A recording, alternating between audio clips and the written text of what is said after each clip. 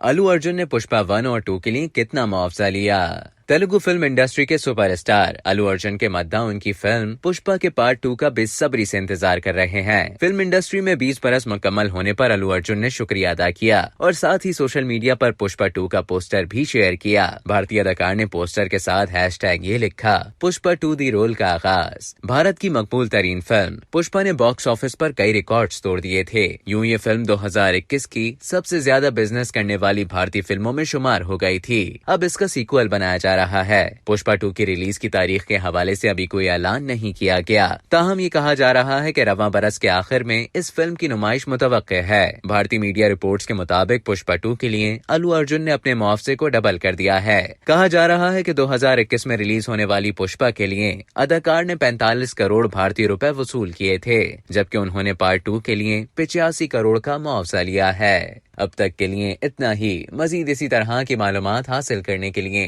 Daily जंग के YouTube channel को सब्सक्राइब करें और Facebook के पेज को लाइक करना ना भूलें।